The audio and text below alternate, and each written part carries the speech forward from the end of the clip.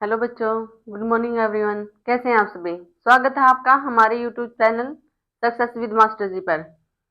हम यहाँ पे कर रहे हैं हिंदी व्याकरण। हिंदी व्याकरण के अंदर हमारा टॉपिक वाइज चले हुए थे और टॉपिक हमने कर लिए थे कई।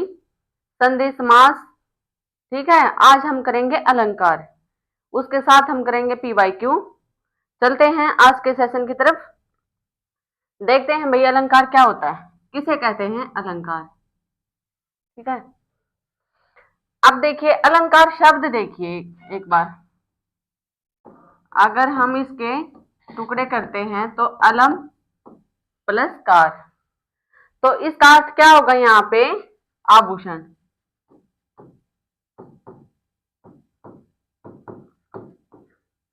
अथवा सुशोभित।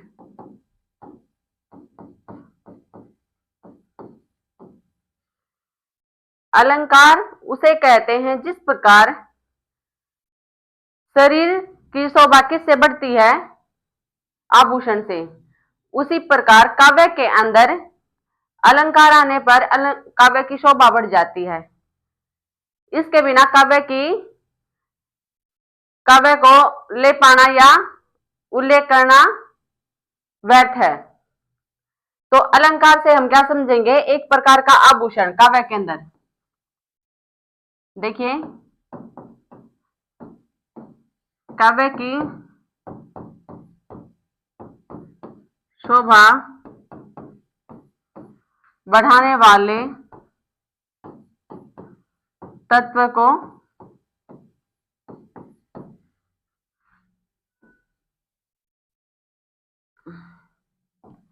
तो काव्य की शोभा बढ़ाने वाले तत्वों को क्या कहते हैं?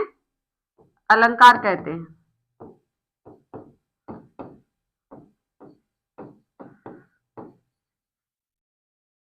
ठीक है।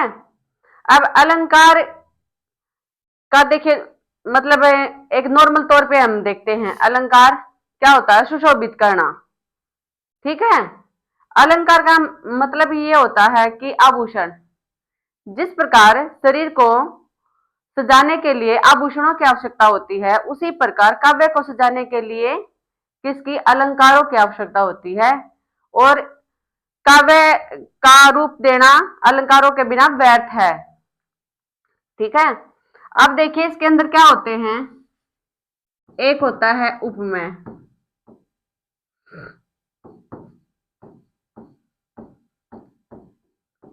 दूसरा होता है उपमान, तीसरा होता है साधारण धर्म,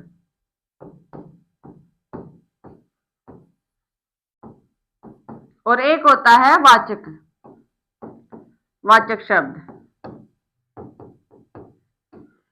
अब उपमेय क्या होता है?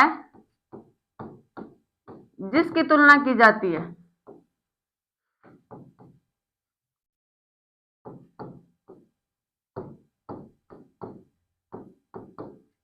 जिसकी तुलना की जाती है। और जिससे तुलना की जाती है वो क्या होता है? उपमान। जिससे तुलना की जाती है वो क्या होता है? उपमान होता है भाई।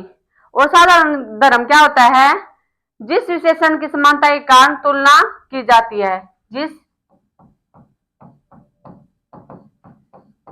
विशेषण की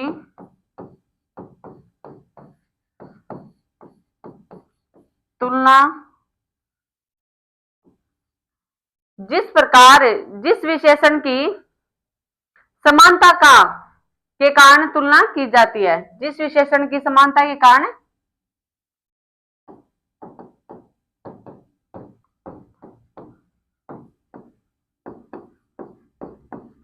तुलना की जाती है।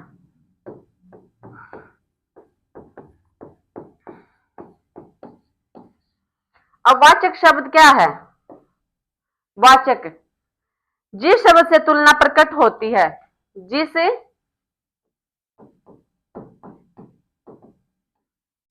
शब्द से तुलना प्रकट की जाती है जैसे सा, सरिस, ये शब्द आते हैं ना वो। तो इसके अंदर क्या होता है, अलंकार के अंदर 4 शब्द मिलेंगे आपको, उपमेय, उपमान, साधारण धर्म और वाचक शब्द। इनसे इनके अंदर से भाई क्वेश्चन पूछा गया है, इसलिए मैं बता रही हूं आपको। और टॉपिक में जो भी है वो हमारा बताना हमारा फर्ज है। तो देखिए उपमेय क्या होता है। उपमेय, इसमें हम कंफ्यूज रहते हैं, जिसकी तुलना की जाती है।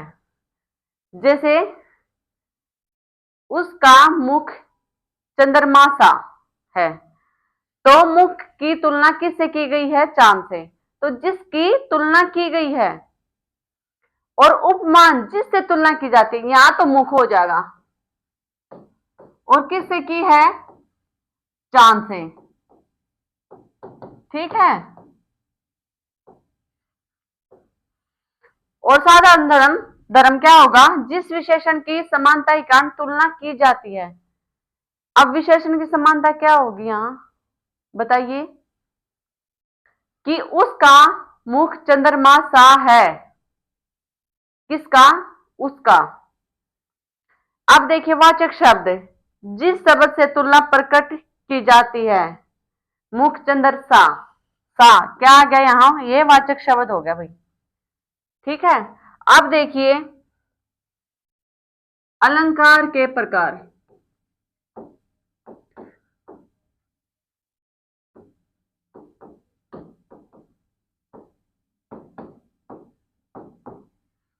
तीन तीन तरह के बताए गए, मुख्यतः 2 तरह के होते हैं वैसे तो। कौन कौन से होते हैं, शब्दालंकार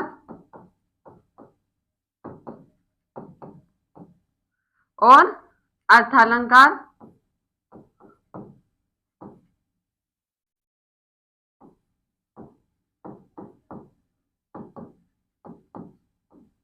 और एक होता है उभय अलंकार।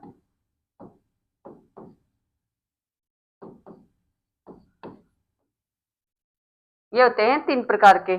अब देखिए शब्दालंकार में क्या होता है, जिस वाक्य में शब्द के कारण अर्थ में शोभा बढ़े, शब्द के कारण शोभा बढ़े। ठीक है। शब्द के रूप में काव्य की शोभा बढ़े। इसमें क्या होगा, शब्द दे दिया ना, शब्द के कारण काव्य की शोभा बढ़े।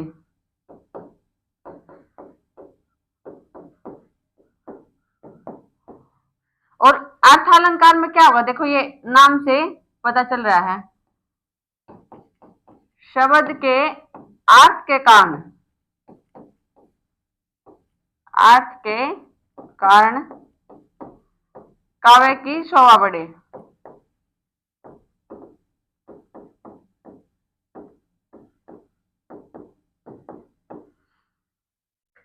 अब उभय अलंकार में क्या होता है, उभय, उभय का मतलब होता है दोनों ओर, यानी कि इसमें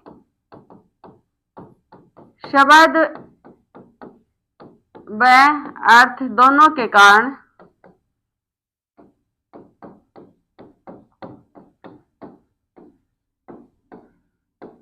काव्य की शोभा बढ़ी।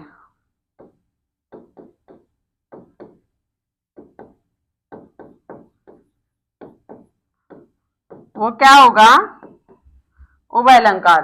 ठीक है। मुख्यतः 2 ही प्रकार के होते हैं। ठीक है। एक होता है शब्दालंकार और एक होता है अर्थालंकार, एक होता है उभय अलंकार। अगर पेपर के अंदर यह आ जाए कि अलंकार के कितने प्रकार होते हैं, मुख्यतः तो 2 प्रकार होते हैं भाई। अब देखिए शब्दालंकार, शब्द के कारण काव्य की शोभा बढ़े, वो क्या होता है, शब्दालंकार। अर्थालंकार, शब्द के अर्थ के कारण, यानी कि शब्द के अंदर जो अर्थ दे, अर्थ प्रकट हो, उसके कारण काव्य की शोभा बढ़ जाए, तो क्या हो जाएगा, अर्थालंकार। उभय अलंकार में क्या होता है कि दोनों तरह से, शब्द के कारण भी और अर्थ के कारण भी, दोनों तरह से जब काव्य की शोभा बढ़े तो क्या हो जाएगा, उभय अलंकार। अब देखिए शब्दालंकार में कौन कौन से आते हैं।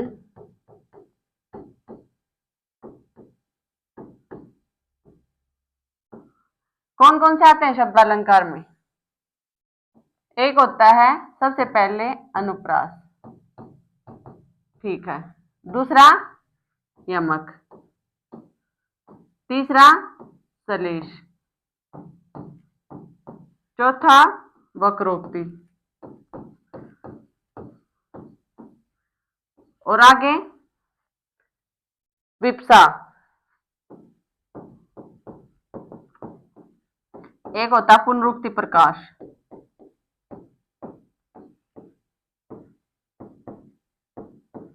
ये क्या होते हैं? शब्दालंकार। अर्थालंकार,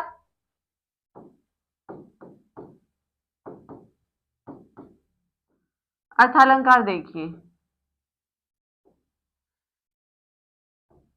देखिए सबसे पहले उपमा, दूसरा रूपक, तीसरा रूपक के बाद बताइए उत्प्रेक्षा, उत्प्रेक्षा से आगे बताइए अन्योक्ति, भ्रांतिमान,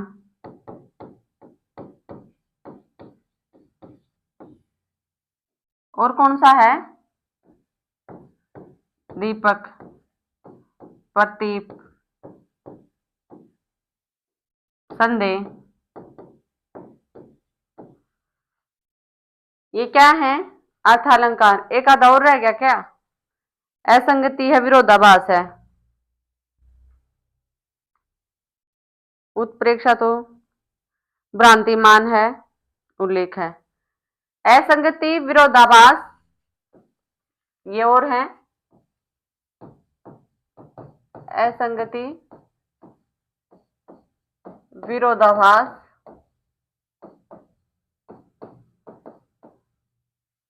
उल्लेख,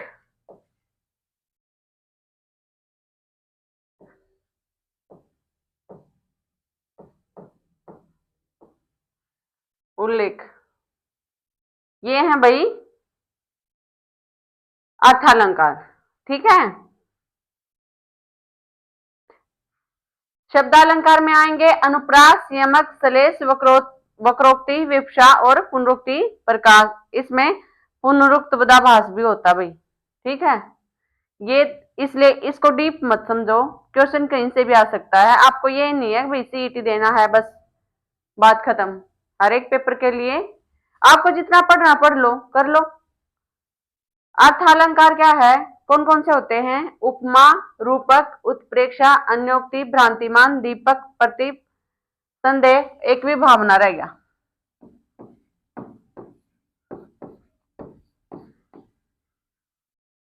असंगति, विरोधाभास, उल्लेख और विभावना, ये थे हमारे अर्थालंकार, ठीक है। अब सबसे पहले हम करेंगे अनुप्रास अलंकार। क्या होता है अनुप्रास अलंकार? एक बार देखिए, इनको देखिए आप।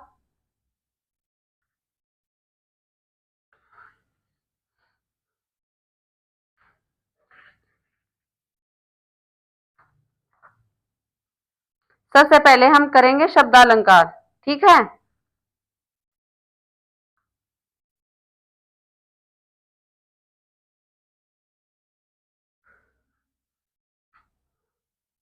चलते हैं आगे।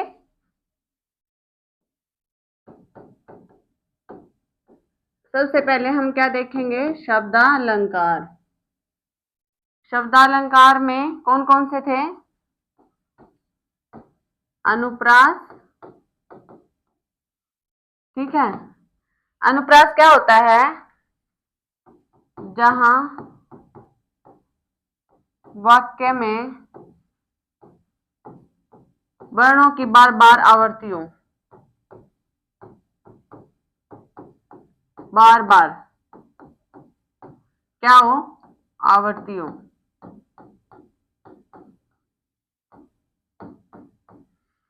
वो क्या होता है? अनुप्रास। इसके बाद क्या था? यमक। यमक के अंदर क्या था? यमक के अंदर दो शब्द एक जैसे होते हैं भाई, लेकिन अर्थ उनके भिन्न होते हैं। ठीक है। जब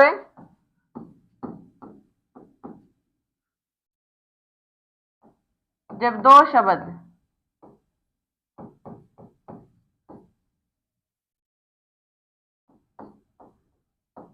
जब एक जैसे दो शब्द या दो वर्ण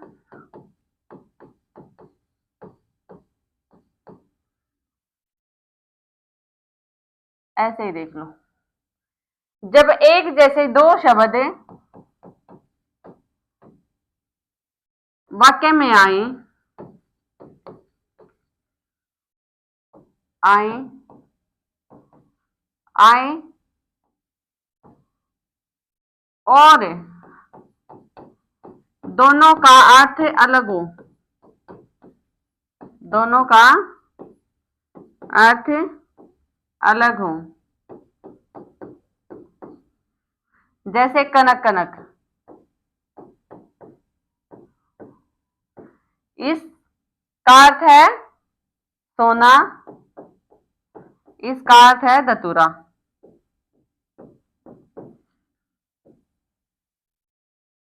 अनुप्रास में क्या था? जब वाक्य में वर्णों की बार बार आवृत्ति हो। और यमक में क्या था? जब एक जैसे दो शब्द हो वाक्य में आए और दोनों का अर्थ अलग हो। ठीक है, दो से अधिक भी हो सकते हैं, दो भी हो सकते हैं, मेन तौर पर दो ही होते हैं। ठीक है, दो से अधिक भी हो सकते हैं, ये कोई वो नहीं है भाई इससे आगे आएंगे नहीं, आ सकते हैं। और हर बार अर्थ वो अलग देगा। एक शब्द वाक्य में दो बार आए या तीन बार आए, लेकिन हर बार वो अपना एक अलग अर्थ देगा, अलग अस्तित्व होगा उसका। आप श्लेष में देखिए, श्लेष में क्या था कि एक इसमें अर्थ चिपके हुए मिलेंगे। इसका अर्थ क्या है? चिपकना।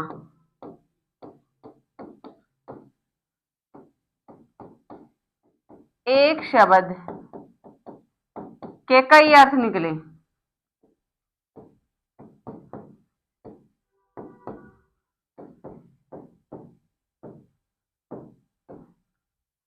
वो क्या होता है?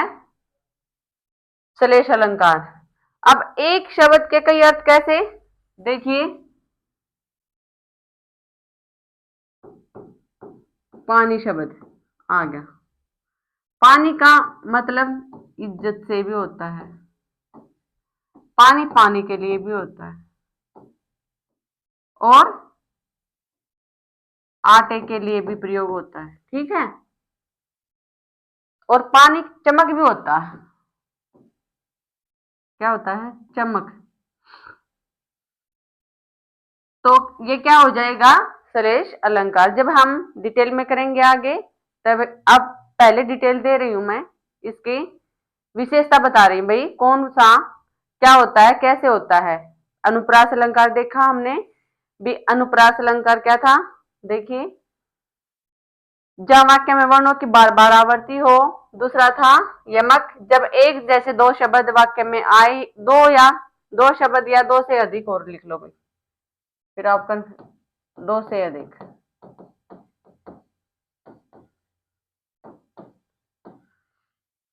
ठीक है। फिर था श्लेष, जिसका अर्थ है चिपकना, एक शब्द के कई अर्थ निकले। एक बार देखिए, फिर आगे चलेंगे हम। फिर आते हैं श्लेष के बाद क्या था? वक्रोक्ति। जब वक्ता के कथन का श्रोता द्वारा अर्थ लगाया जाए। जब वक्ता, वक्ता कौन होता है? बोलने वाला। जब वक्ता के कथन का जो सुन रहा है श्रोता, उसके द्वारा कुछ अलग ही अर्थ निकाल लिया जाए, वो क्या होता है? वक्रोक्ति। वक्र माने टेढ़ा होता है ना भाई।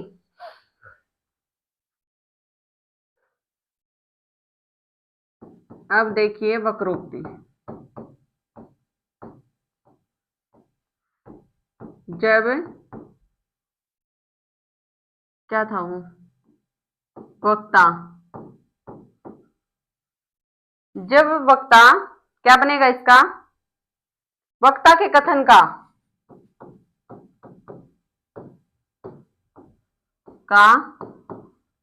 श्रोता द्वारा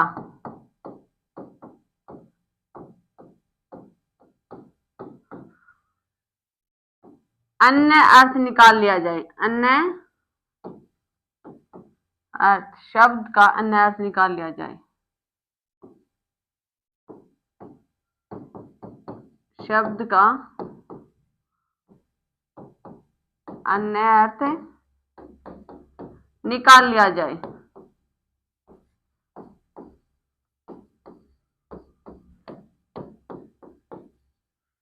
वो क्या होता है, वक्रोक्ति। वक्र में क्या होता है, टेढ़ा,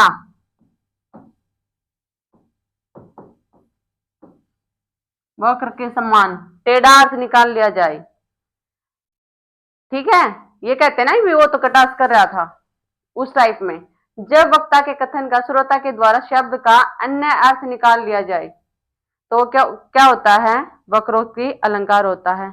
अब आगे देखेंगे विवक्षा। विवक्षा में क्या होगा, ये कह रहा है कि जब किसमें, भावावेश में कहे गए शब्द,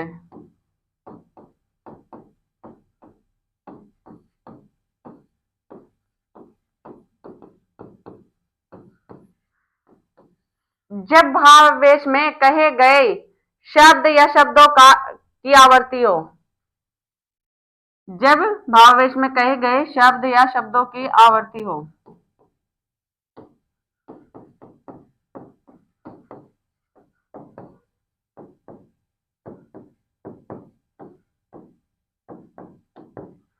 तो कौन सा हो जाएगा, विवक्षा अलंकार हो जाएगा भाई। ठीक है, इसके बाद आता है कौन सा अलंकार। विवक्षा में क्या था, जब भावावेश में, ये यानी कि हम भावुक होकर कोई शब्द कहें और उनकी आवर्ती हो तो वो क्या हो जाएगा, विवक्षा हो जाएगा भाई। ठीक है, एक है पुनरुक्ति प्रकाश, जहां शब्द की आवर्ती बिना अर्थ बदले हो, जहां पुनरुक्ति प्रकाश,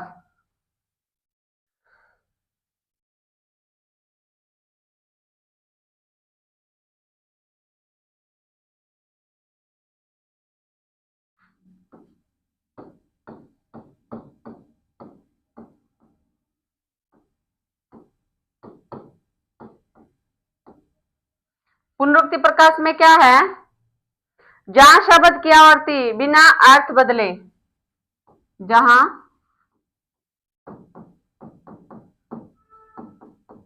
शब्द की आवर्ती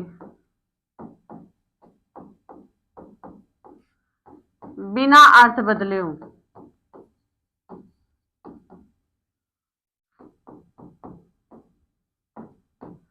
ये कह रहा है कि जहां शब्द की आवर्ती बिना अर्थ बदले हो, कैसे कि भाई कोई शब्द दे दिया और उसकी आवर्ती बिना अर्थ बदले, उसका अर्थ नहीं बदला हमने क्योंकि ये शब्द अलंकार है, और अन्वय यानी कि जोड़ने पर भी अर्थ वही रहे, बिना बदले अर्थ निकले,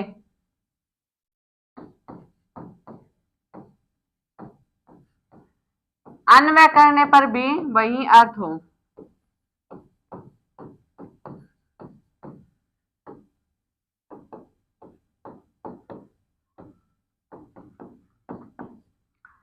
अन्वय क्या होता है, जोड़ना। ठीक है, ये कह रहा है कि जहां शब्द की आवर्ती आवर्ती बिना अर्थ निकाले, बिना अर्थ निकले, अन्य अन्वय करने पर भी वही अर्थ जो वो हो, वही अर्थ दे, कि जोड़ने पर भी वो अपना अर्थ वही रखे, वो क्या होता है, पुनरुक्ति प्रकाश होता है। पुनरुक्ति प्रकाश में कौन से अर्थ आते हैं? जैसे हाथों हाथ है, हाथ हाथ है, तो ये वैसे तो देखो जोड़ दिया ना, जब भी ये एक ही मीनिंग देगा, हाथ हाथ, ठीक है, बातों बात बात बात। तो ये कह रहा है कि अगर इसको जोड़ देना हम, तो फिर भी ये अपना अर्थ वही रखे, और आवर्ती बिना अर्थ निकले या बदले वही हो, ठीक है, जोड़ने पर भी वही हो और बिना जोड़े भी वही हो, वो कौन सा हो जाएगा? पुनरुक्ति प्रकाश हो जाएगा भाई, ठीक है। ये थे हमारे शब्दालंकार, हमने देखे अनुप्रास, यमक, श्लेष, वक्रोक्ति, विवक्षा और पुनरुक्ति प्रकाश, ये हमने देख लिए हैं। अब हम चलेंगे क्वेश्चनों की तरफ, ठीक है। PYQ देखिए, पहला क्वेश्चन है हमारा, न कांतामणि पिनिर्भूषा विभाति वनिता मुखम, अलंकार के संबंध में ये कथन किस आचार्य का है? ठीक है, ये कितना बड़ा शब्द दे रखा है भाई, ये देखो, तो ये किस आचार्य का है? बाम्य का।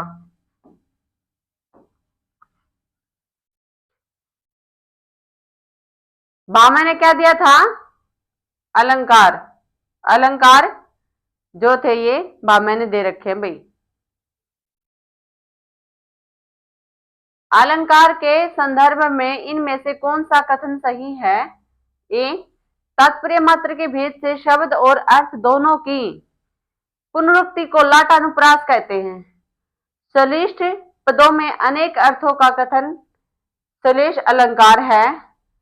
विभिन्नार्थ अर्थात निरर्थक शब्द, स्वर और व्यंजन समुदाय की आवृत्ति को यमक कहते हैं, या फिर सभी? बताइए, तो क्या है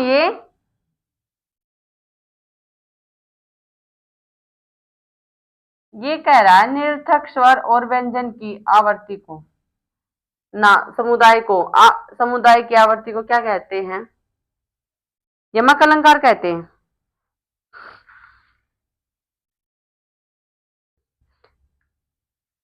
तो इसका ऑप्शन हमारा कौन सा हो जाएगा? डी। चलते हैं आगे, अलंकार के संदर्भ में कौन सा कथन गलत है? गलत बताना भाई, देखो, उपमा में सादृश्य की प्रधानता होती है और रूपक में तादात्म्य अभेद की। रूपक में उपमेय में उपमान का आरोप होता है और उत्प्रेक्षा में संभावना। यमक में केवल शब्दों की आवृत्ति होती है और लाटानुप्रास में शब्द और अर्थ दोनों की आवृत्ति होती है। तो ये बता रहा है कि कथन गलत है या फिर इनमें से कोई नहीं। तो बहुत अच्छा क्वेश्चन है, PYQ है, देख लिए क्या बन जाएगा यहाँ पे। देखो, करवा तो मैं आज अनुप्रास कंप्लीट करवा देती, लेकिन क्या है कि लंबी क्लास हो जाएगी और आपको इतना समझ में नहीं आएगा, थोड़ा थोड़ा करके ही समझते हैं हम। ये बड़े टॉपिक हैं, जैसे संधि, समास, अलंकार, रस, ये थोड़े बड़े टॉपिक हैं, तो थोड़ा थोड़ा करके ही हम साथ में PYQ में निखार कर लेंगे। अब देखिए, ये कह रहा है कि कौन सा कथन गलत है। उपमा में सादृश्य की प्रधानता होती है भाई, ठीक है, और रूपक में तादात्म्य अभेद की होती है, ठीक है, ये बात बिल्कुल सही है। अभेद आरोप होता है ना रूपक के अंदर, और उपमा में सादृश्य की प्रधानता होती है, ठीक है। सा से सी ये दिखता भाई, सा माने समान, दृश्य माने देखना। रूपक में उपमेय में उपमान का आरोप होता है और उत्प्रेक्षा में संभावना, ये कथन भी बिल्कुल सही है। रूपक में क्या मिलेगा? उपमेय और उपमान का आरोप होगा भाई, जैसे मुख चंद्र है, उसका मुख चंद्र है,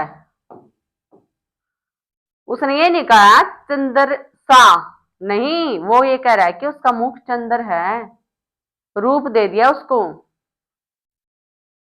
ये तो क्या है इसमें, आरोप है भाई, और अभेद आरोप होता है इसमें, अभेद दिखाई नहीं देता लेकिन आरोप होता है। ये कथन भी हमारा बिल्कुल सही है, ये भी सही है। तीसरा देखते हैं हम, यमक में केवल शब्दों की आवृत्ति होती है, लाटानुप्रास में शब्द और अर्थ दोनों की आवृत्ति होती है। अब लाटानुप्रास किसका भेद होता है, अनुप्रास अलंकार का। लाटानुप्रास, वृत्तानुप्रास, श्रुत्यानुप्रास, ठीक है, छेकानुप्रास, ये सारे हम किसके अंदर पढ़ेंगे कल की क्लास में। अनुप्रास के भेद होते हैं, ये बताऊंगी मैं आपको। देखो सीईटी में क्या है, सीईटी में आएंगे 10 क्वेश्चन आएंगे आपके, लेकिन हमें व्याकरण सारी करनी पड़ेगी, पता नहीं कहाँ से उठा के एग्जामिनर कहाँ से दे दे।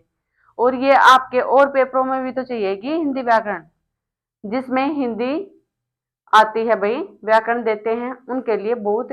अब एक बार ही आप इतना अच्छे से कर लो टॉपिक की फिर दोबारा करे तो प्रैक्टिस ही निकाल ले, ठीक है। इसलिए थोड़ा अच्छे से करवा रही हूं मैं यहाँ पे, नहीं तो मोटा मोटा बता देती। तो इसमें क्या है, यमक में केवल शब्दों की आवृत्ति होती है, ये बात भी बिल्कुल सही है। और लाटा में शब्द और अर्थ दोनों की आवृत्ति होती है, तो ऑप्शन हमारा कौन सा हो जाएगा, इनमें से कोई नहीं। इनमें से कौन सा कथन सही है, कारण के अभाव में कार्य की उत्पत्ति का वर्णन विभावना होता है। प्रस्तुत और अप्रस्तुत दोनों का एक धर्म से संबंध दीपक अलंकार होता है, ठीक है। उपमेय में उपमान की संभावना उत्प्रेक्षा अलंकार है, तो हमारा ऑप्शन डी हो जाएगा। सभी सही है भाई इसमें, देखो कैसे। अब इनसे हमारी कितनी अच्छी प्रैक्टिस होने लग रही है, देखो कारण के अभाव में, ये कहता ना कि जहां कार्य न हो रहा हो वहां क्या होता है, बिना कारण के कार्य पूर्ण हो तो वो क्या होता है, विभावना होता है। तो ये क्या है, सही है ये ऑप्शन भी हमारा। प्रस्तुत और अप्रस्तुत दोनों का एक धर्म से संबंध क्या होता है, दीपक होता है भाई, ठीक है, ये कट है, दीपक होता है, ये भी सही है। उपमेय और उपमान की संभावना, जहां पे जानो जनो मानो मनो, ठीक है, ये क्या है, उत्प्रेक्षा संभावना तो है वहीं पे, तो ऑप्शन हमारा डी हो जाएगा। पीपर पात सरिस मंडोला, पीपर पात क्या है, उपमान है, उपमेय है, वाचक है, या फिर साधारण धर्म है, बताइए। ये एसटेट का फेवरेट क्वेश्चन है।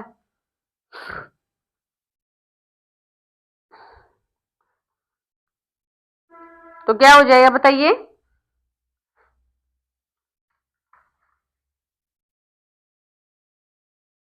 पीपर पात सरिस मंडोला में पीपर पात क्या है, बताइए। उपमान है, ठीक है, या फिर उपमेय है, वाचक धर्म है, या फिर साधारण धर्म है,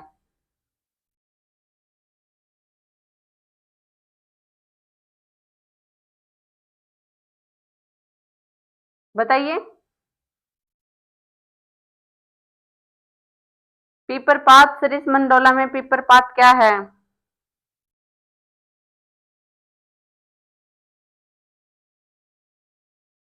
देखिए। पीपर पात ये क्या है, उपमान है। और क्या मन, मन क्या है यहाँ पे, उपमेय।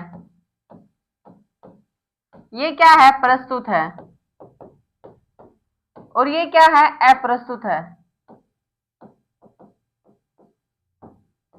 ठीक है। पीपर के पत्ते के समान मन डोल रहा है, ये बनेगा ना यहाँ पे। तो ये देखिए पीपर ये क्या, पीपर पात है, ये क्या हो गया, उपमान हो गया। उपमान क्या था हमारा, जिसकी तुलना की जाती है, नहीं, जिससे तुलना की जाती है, ठीक है। और उपमेय क्या है? जिसकी तुलना की जाती है। उपमेय मन की तुलना की गई है ना, किसके समान? पीपल के पत्ते के समान। अब सरिस यहाँ पे क्या हो गया? वाचक है। सरिस क्या है? वाचक शब्द है। और डोला क्या है यहाँ पे? साधारण।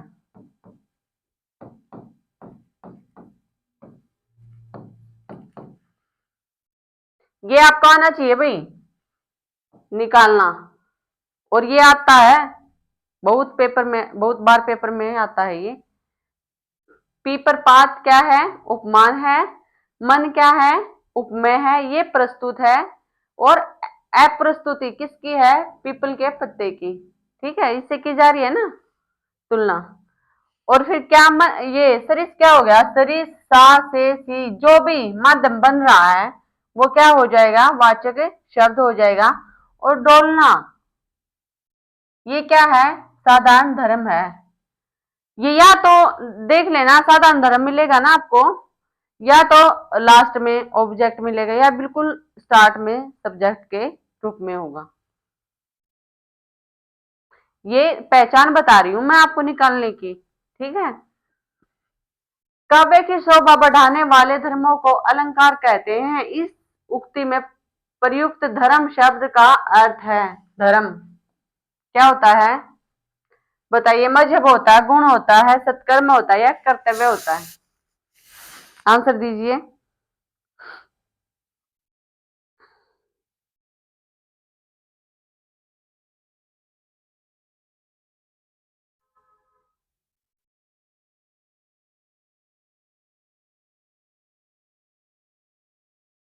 तो क्या होता है?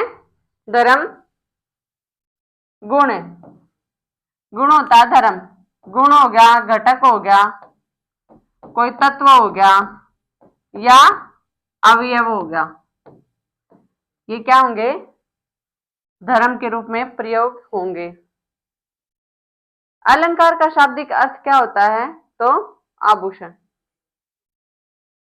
अलंकारों की महत्ता के संबंध में इनमें से कौन सा कथन सही नहीं है? अलंकारों से काव्य सौंदर्य में वृद्धि होती है। अलंकारों के बिना काव्य रचना संभव नहीं। अलंकार काव्य सौंदर्य उत्पन्न करते हैं, या अलंकारों से काव्य में रोचकता और प्रभा विष्णुता आती है। तो कौन सा ऑप्शन यहाँ पे गलत होगा? हमारा सी हो जाएगा। कैसे?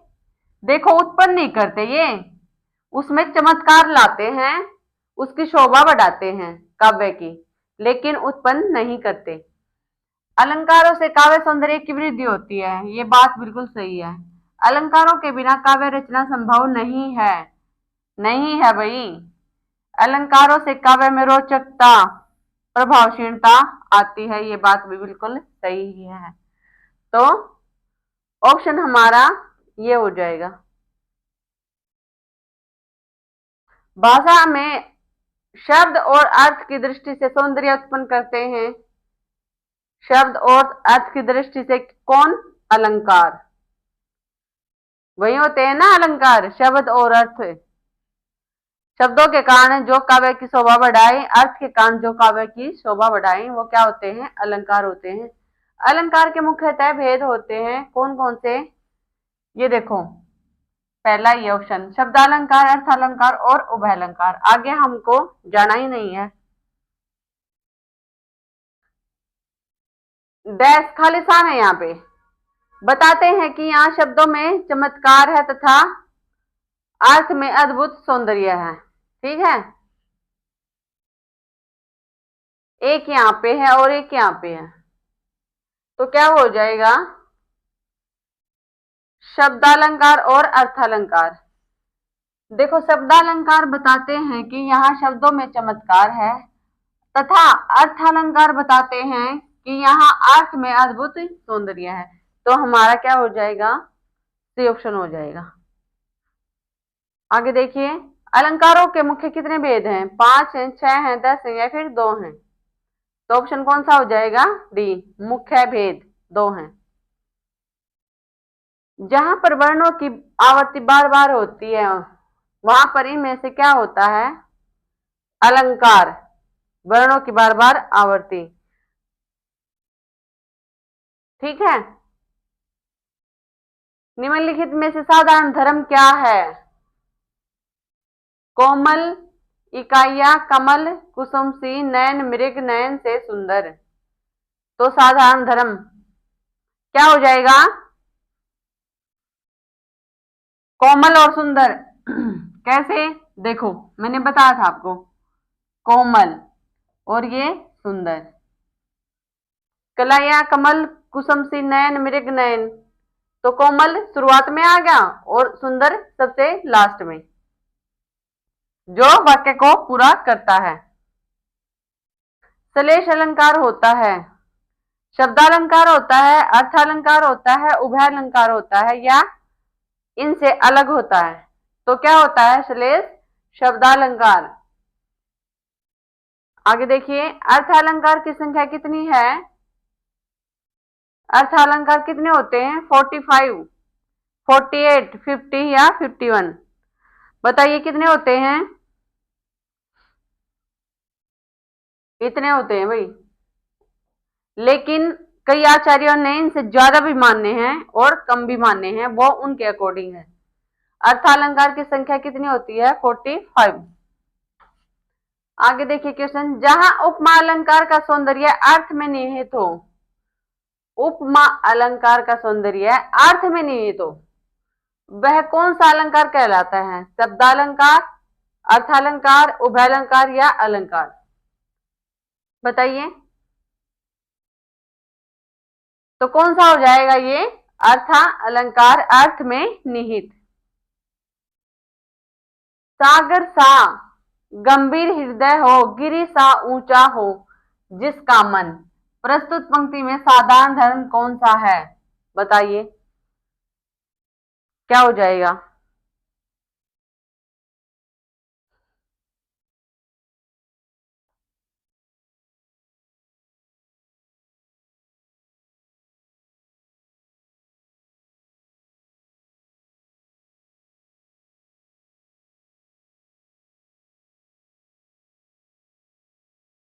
जल्दी बताइए।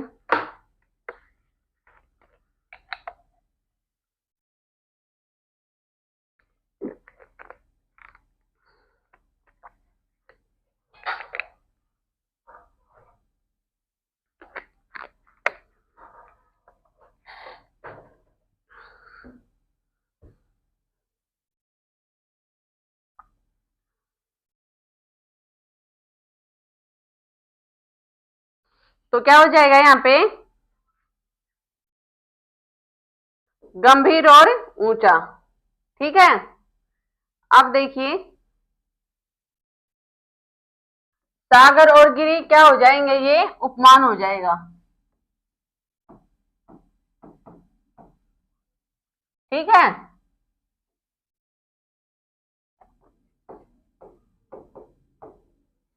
और इसमें हृदय और मन, हृदय और मन क्या हो जाएगा यहाँ पे? उपमेय। मन भी क्या यहाँ पे क्या है? उपमेय। और सादा धर्म क्या होगा यहाँ पे? गंभीर और ऊंचा। ये क्या हो जाएगा? साधारण धर्म।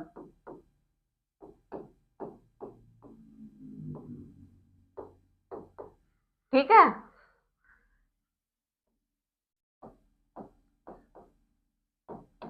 अब बचिए वाचक। वाचक क्या है यहाँ पे? सा। ये वाला सा है ना, ये क्या है? वाचक। ठीक है। चलते हैं आगे। निम्नलिखित में साधारण धर्म क्या है? मखमल के झूले पड़े, हाथी सा टीला। बताइए। इसमें साधारण धर्म में लुप्त है, टीला है, सा है, हाथी है। आंसर दीजिए। अच्छा क्वेश्चन है।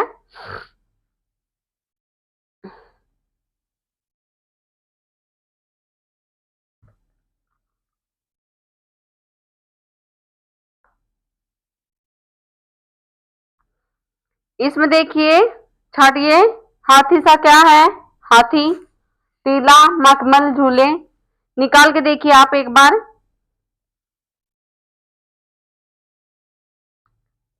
टीला क्या हो जाएगा यहाँ पे?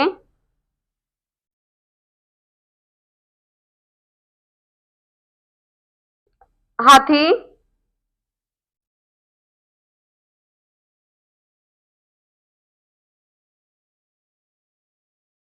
टीला यहाँ पे उपमेय हो जाएगा भाई, और हाथी उपमान। टीला क्या है? उपमेय। हाथी क्या है? उपमान। ठीक है। अरसा यहाँ क्या है? वाचक शब्द। यहाँ पे क्या है? ए ऑप्शन बनेगा। साधारण धर्म का धर्म लुप्त है। ये उपमा अलंकार का भेद है। हाथी सा से सी उपमा अलंकार में आते हैं। और उसका भी तीन टाइप के होते हैं वे, पूर्णोपमा, लुप्तोपमा। ये जब करवाएंगे हम, ज्यादा डिटेल में हो जाएगा, तो उसमें ये लुप्तोपमा का उदाहरण है ये। तो इसमें क्या है? साधारण धर्म लुप्त है भाई। मखमल के झूले पड़े, हाथी सा टीला। मखमल के झूले पड़े हैं कि हाथी के टीले के? हाथी सा टीला कि टीला क्या है? हाथी सा। तो यहाँ पे क्या हो जाएगा? साधारण धर्म लुप्त है। शेष, महेश, गणेश, दिनेश, सुरेश, जाहि निरंतर गावे में कौन सा अलंकार है? उपमा या अतिशोक्ति, रूपक या अनुप्रास? बताइए। ये भी अच्छा क्वेश्चन है।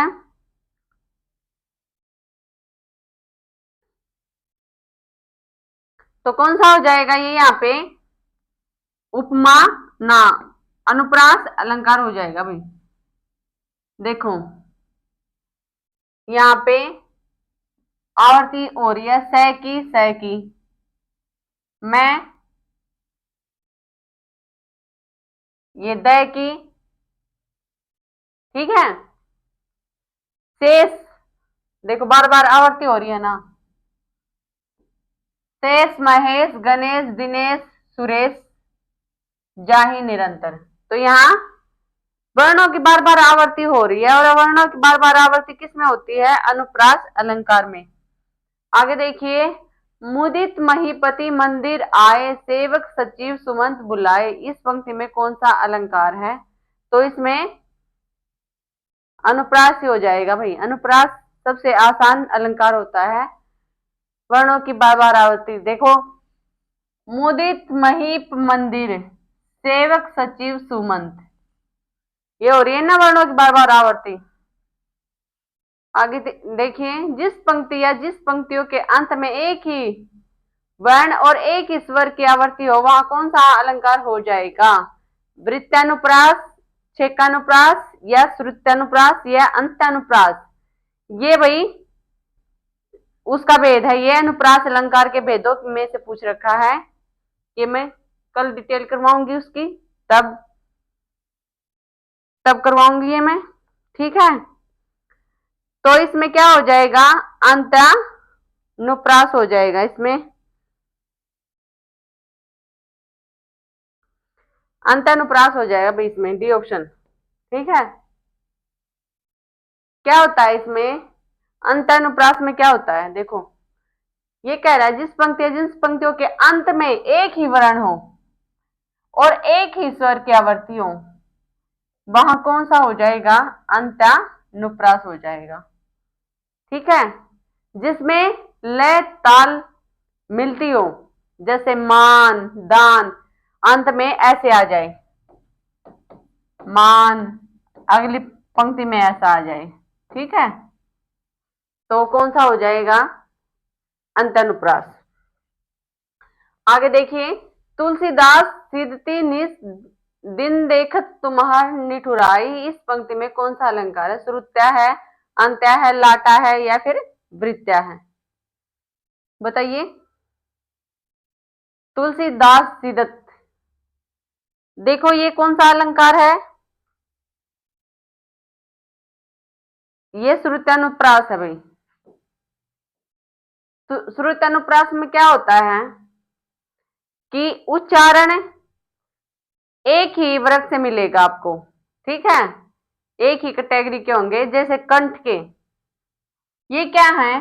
तुलसी से निस दिन देखत तुम्हार, ये क्या है? तय कौन सा दंत में है ना,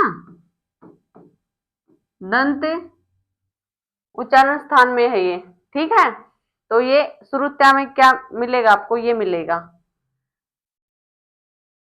चलते हैं आगे।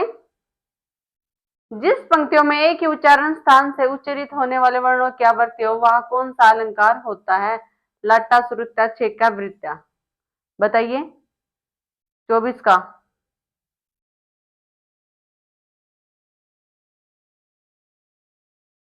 तो क्या हो जाएगा ये?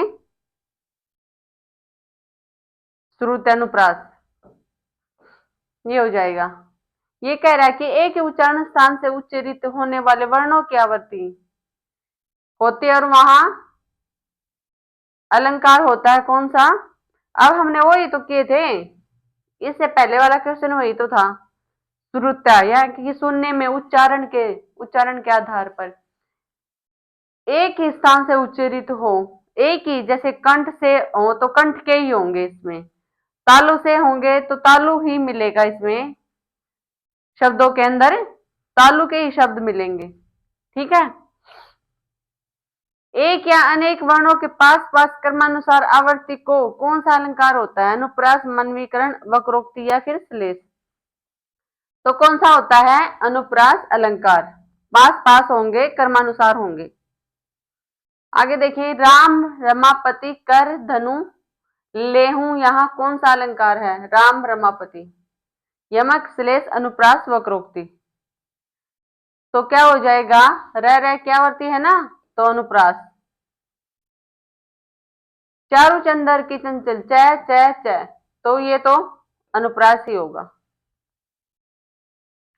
कुलन में, केली में, कछारन में, कुंजन में, क्यारिन में, कलित में, कलिन में कलंकित है, इस पंक्ति में कौन सा अलंकार होगा?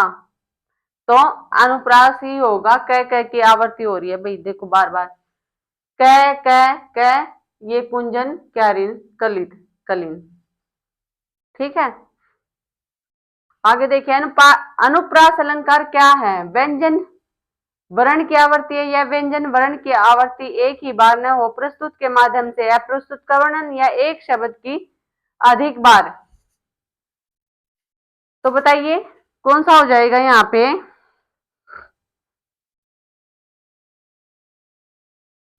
व्यंजन वर्ण की आवर्ती, ये कह रहा है इसकी आवर्ती बार बार हो, वो क्या होता है? अनुप्रास अलंकार।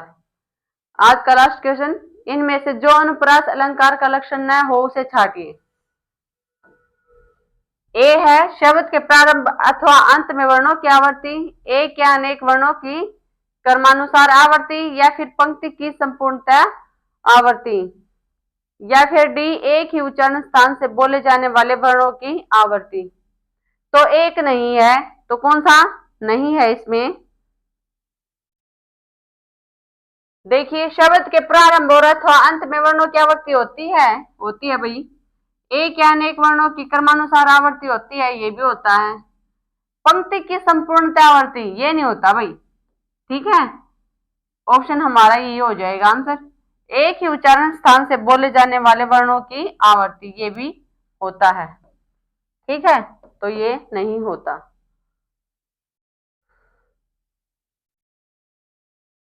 तो आज का सेशन हमारा यहीं तक था। हमने देखे अनुप्रास, अनुप्रास के अंदर हमने देखे अलंकार, अलंकार में हमने देखा कि अलंकार की परिभाषा क्या होती है। एक बार हम रिवाइज करते हैं थोड़ा सा जितना हमने पढ़ा। अलंकार के अंदर क्या होता है? अलंकार का मतलब होता है सुशोभित करना, आभूषण। जिस प्रकार शरीर को सजाने के लिए हम गहने पहनते हैं, वैसे ही काव्य की शोभा बढ़ाने के लिए अलंकारों की आवश्यकता होती है। अलंकार के बिना काव्य व्यर्थ है भाई। और अलंकारों में हमने देखा कि अलंकार में क्या क्या मेन बातें होती हैं। उपमेय होता है, एक उपमान होता है, साधारण धर्म होता है और वाचक धर्म होता है। फिर हमने देखा कि शब्दालंकार, इसके कितने भेद होते हैं? 3 भेद होते हैं, शब्दालंकार, अर्थालंकार और उभयालंकार। शब्दालंकार में हमने देखा कि कैसे शब्द के कारण काव्य की शोभा बढ़ती है। जिस वाक्य में शब्द के कारण काव्य की शोभा बढ़े वो क्या होता है? शब्दालंकार। और जिसमें अर्थ के कारण काव्य की शोभा बढ़े वो क्या होता है? अर्था अलंकार। और उभयालंकार, जब शब्द और अर्थ दोनों मिले, दोनों हो, तो दोनों के कारण काव्य की शोभा बढ़े वो क्या होता है? उभय अलंकार। ये इतना पूछा नहीं जाता, वैसे वैसे दे रखा भाई व्याकरण के अंदर, तो इसलिए करवा देते हैं। मुख्यतः 2 ही भेद होते हैं, 2 ही प्रकार होते हैं इसके। फिर हमने देखा कि शब्दालंकार में कौन कौन से अलंकार आते हैं।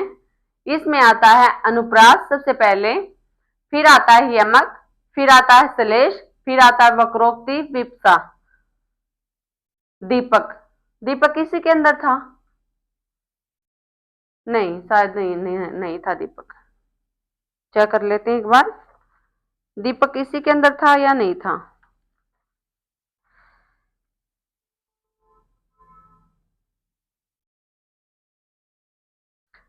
इसके अंदर आता है। और दीपक को हम कल देखेंगे भाई, ये इसमें आता है या फिर उसमें, शायद अर्थ अलंकार में ही मिलेगा।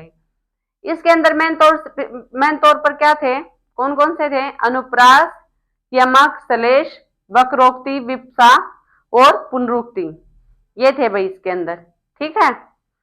फिर आता है शब्दालंकार, वो सॉरी अर्थालंकार। अर्थालंकार में बहुत सारे थे, कौन कौन से थे?